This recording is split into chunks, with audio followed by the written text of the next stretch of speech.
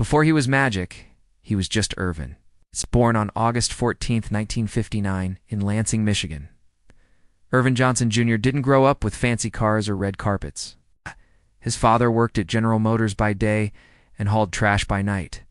His mother cleaned schools. That sounds like the kind of household where hard work was a religion. You're absolutely right.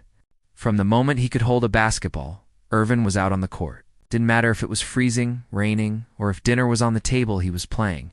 And he didn't just play. He lived the game. It wasn't the points or the wins that made people stop and watch.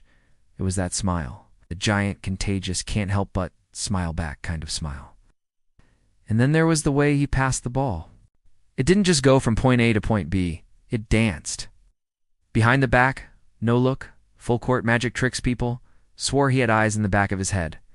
He made the impossible look effortless. He didn't just play basketball. He performed it. In high school at Everett, he became a local sensation. In one game, he dropped 36 points, 16 rebounds, and 16 assists. The crowd didn't know whether to cheer or just laugh out of disbelief. Sports writers said watching Earvin was like watching magic, and just like that, Magic Johnson was born. When it came time to choose a college, Magic stayed close to home and committed to Michigan State. No ego, no Hollywood decision. Just a loyal kid who loved his roots. At MSU, he turned the team into contenders overnight. And then came 1979, the game that changed college basketball forever, NCAA championship. Michigan State versus Indiana State, Magic Johnson versus Larry Bird. It was more than a game, it was a showdown of styles. Magic played like jazz, smooth, free, full of rhythm. Bird was all about precision and grit. America was hooked. Magic and the Spartans won. You're in most outstanding player. And unknowingly, he lit the spark for one of the greatest rivalries in sports history. The NBA was watching closely. The Los Angeles Lakers had the No. 1 pick in the 1979 NBA draft. They looked at Magic and saw not just talent but charisma, star power, and maybe a little Hollywood sparkle. So they brought him to LA, and LA loved him back. His rookie season, legendary. The Lakers already had Kareem Abdul-Jabbar. But when Kareem got hurt before Game 6 of the NBA Finals, guess who played center in his place? A 20-year-old rookie point guard. What did Magic do? Oh, just 42 points, 15 rebounds, 7 assists, a championship, Finals MVP. At 20, he didn't just earn the nickname, he lived it. The 80s were pure showtime. Fast breaks, alley-oops, no-look dimes. The Lakers were a highlight reel, and Magic was the conductor. But don't be fooled, he wasn't all flash. He was the ultimate teammate. He made everyone better, from stars to bench players. He led with joy. And then there was the rivalry, Magic versus Bird, Lakers versus Celtics. It was East versus West, grit versus glam. They met in the finals 3 times in the 80s. Magic won 2 of those duels. 5 titles overall by the end of the decade. The league exploded in popularity. TV ratings soared. The NBA wasn't just a game anymore. It was the show. And Magic was front and center. Off the court, he became a household name. TV appearances, commercials, movie cameos, Magic was everywhere. But despite all that spotlight, he never lost that Michigan smile. Always warm, always grounded, always Magic. Then came 1991. The Lakers were still contenders. Magic was still dazzling. But life had its own plans. Calmly, bravely, he told the world, "Because of the HIV virus I have obtained, I will have to retire from the Lakers today." The world froze. Back then, HIV was a mystery. It was feared, misunderstood, and full of stigma. But there he was, smiling, strong, honest. In that moment, he did something no one expected. He turned fear into understanding. Didn't just step away from basketball. He stepped up for humanity. The sports world wept, not just because they were losing a legend, but because they were losing Magic. Or so they thought.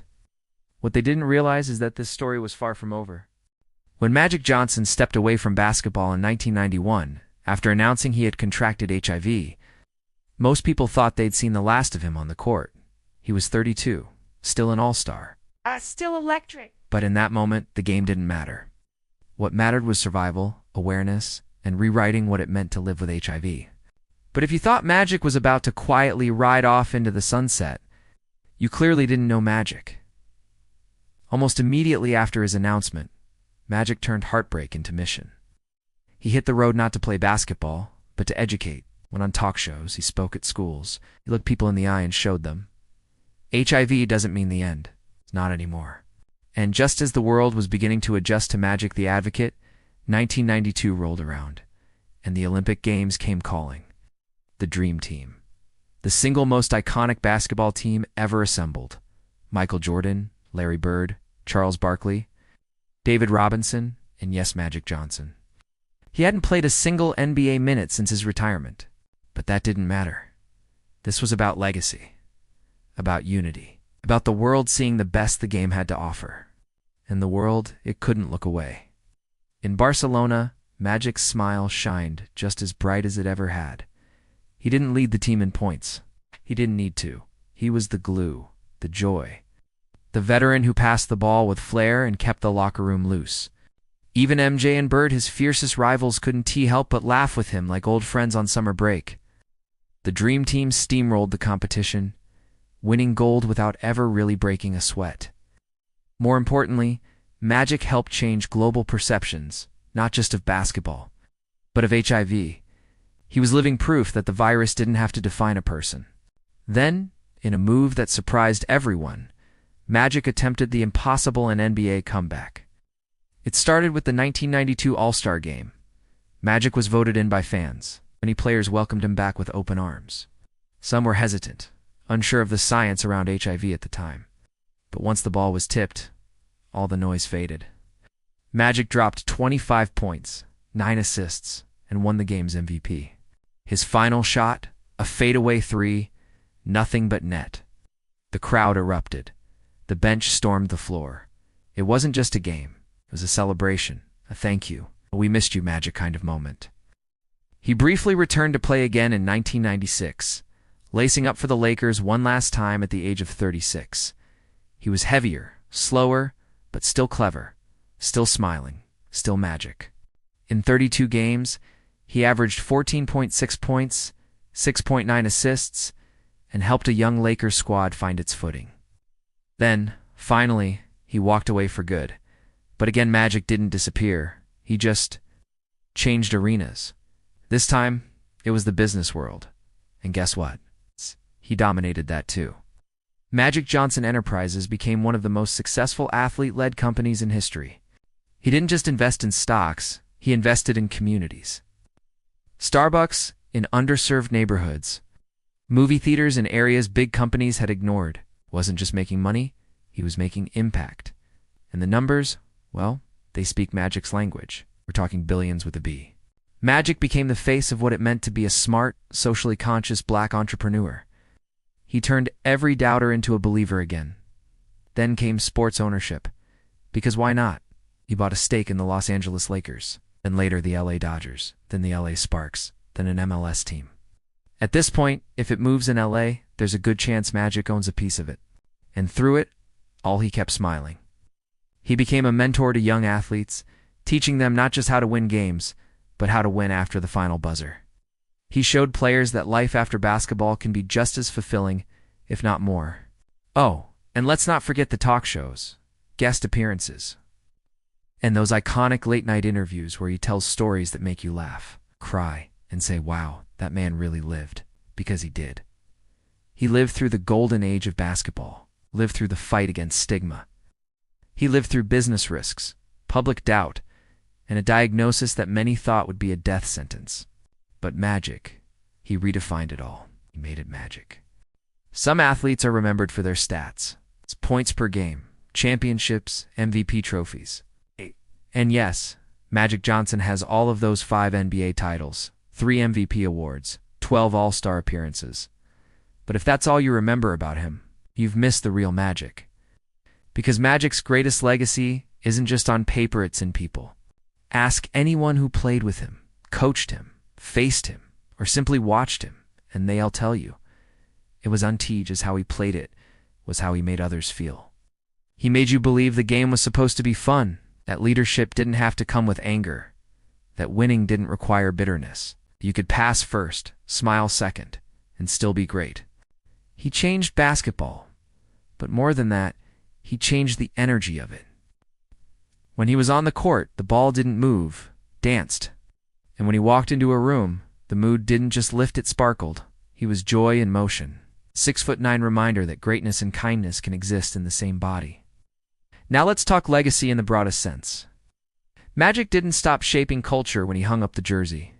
If anything, his impact only grew through Magic Johnson Enterprises.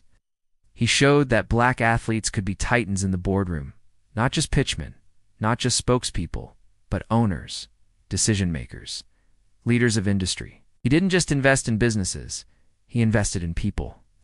He opened Starbucks locations in underserved areas not to sell coffee, but to offer jobs. He built movie theaters in neighborhoods where kids had to drive 4 miles to see a film not for profit but for access. That's magic. His philanthropy followed the same rhythm.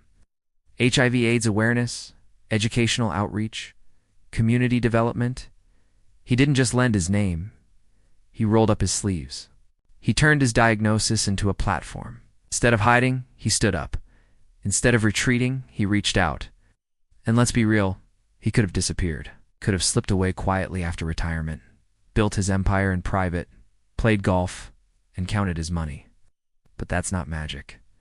The spotlight wasn't something he needed. It was something he used. Now, decades after his playing days, Magic is still a central figure in sports, part owner of multiple LA teams, including the Dodgers and Sparks, and even involved in the Washington Commanders of the NFL because why not? He's become a mentor to young players, a speaker, an icon, and a symbol of resilience. And let's not ignore the fact that Magic, through all of it, still brings that same legendary smile. No matter the setting, business meetings, TV interviews, courtside at a game, that same grin that lit up gymnasiums back in Lansing is still lighting up rooms around the world. And you know what's wild? Even after all these years, people still call him Magic like it's his real name. Because it is. It's not a nickname anymore. It's an identity, a brand, a feeling. That name represents the full story. A kid from Michigan who turned concrete playgrounds into dream stages, for a made friendship out of rivalry, who turned a medical diagnosis into a global movement, and who never, not for one moment, stopped believing in joy. Magic Johnson taught us that basketball isn't just a sport, it's a language, a stage, a source of connection and life. Life is best lived with a little extra flair, a lot of compassion, and the courage to pass the ball in when you could have taken the shot. His influence lives on in every fast break, every no-look pass, every young player who smiles after an assist instead of a dunk. He left fingerprints not just on trophies, but on hearts. So whether you remember Magic for his battles with Bird, his heroic comeback, his business brilliance, or that million-watt smile, just know you're not alone. Because once you've seen Magic, you never forget. Thanks so much for joining us on this journey through the life of Magic Johnson. If this story inspired you even just a little, don't forget to like, subscribe, and turn on the bell so you never miss the next story. We've got more legends to tell, more dreams to chase, and more reminders that greatness comes in many forms. Until next time, stay kind, stay bold, and maybe, just maybe, smile like Magic.